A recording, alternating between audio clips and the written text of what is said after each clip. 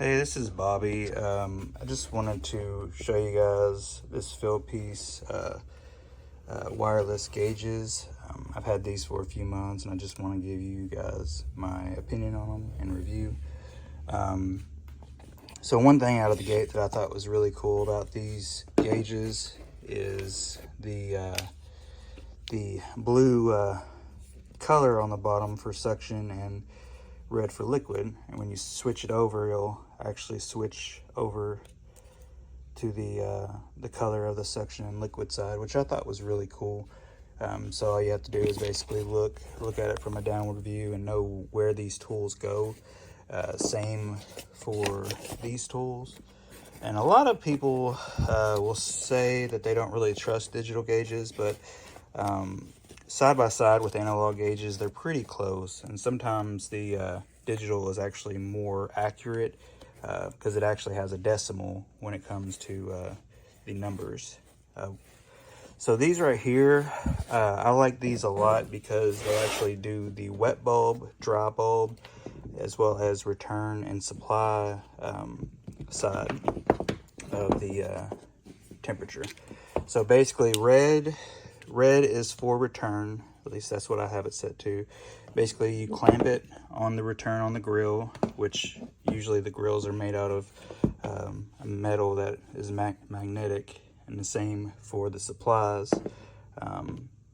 The supplies will be blue, and what you do is you put the blue on the supplies and the red on return, and it'll help you get your delta T.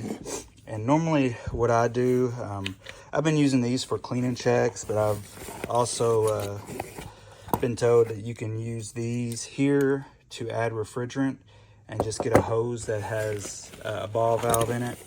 And I also have this in here. I bought it, put it in there for them, for the Schrader caps that, you know, you have to use these on. So let's see here. So yeah, this is what I bought for the suction side. Whenever you have to add refrigerant, you can just put the suction side on this end, and if you have to add refrigerant, just put a hose with the shutoff valve on it and go directly to the cylinder, and then just open and close it whenever you add refrigerant to it. So basically what I do whenever I first show up is I'll bring the whole bag with me. I'll put both of these on, as well as go inside and put these on the return and supply. And then I'll put these gauges on. And the app that's basically on your phone, the Job Link app, has it to where you can choose the refrigerant. I also use this other app that helps me figure out what the subcooling and superheat needs to be depending on what the metering device is. So far so good. I don't really use it for charging. This side I have here for if you wanted to use it as a low loss fitting for the liquid side for 410A refrigerant. I also have this here to put on the liquid side as well. But here lately I've just been doing it without it because I feel like I've gotten to a point where I don't have to use them anymore. But I do like them. One thing that I mainly use these for is for cleaning checks, as well as today I had a double cleaning check. I used my gauges, my digital gauges, the S-Man 380, I believe. I'll do a video on that here later. But basically I put both of them on. I put these on as well as the S-Man on the other one because it was a 2-system cleaning check. And basically had them side by side to where I could basically do two systems at once, check the temperatures and all that.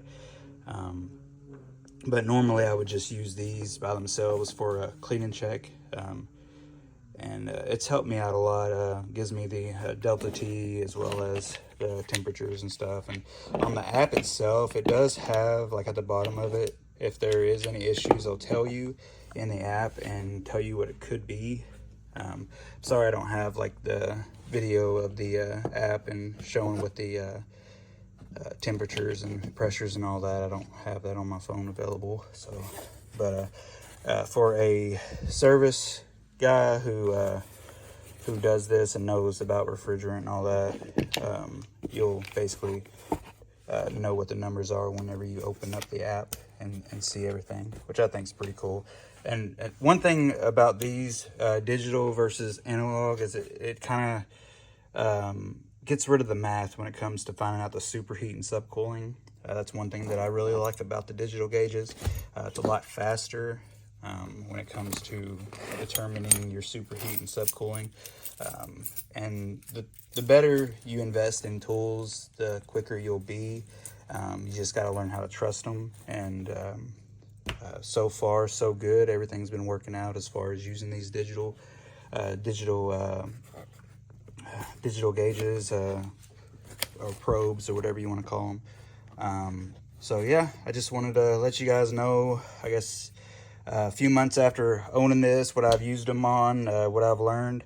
One con that I learned was whenever I put these in the house and put these on the unit, sometimes I'll lose connection. So whenever I walk outside and I'm closer to these, that's whenever I'll read the temperatures and everything. But whenever I walk inside, sometimes I'll lose these readings and gain these readings.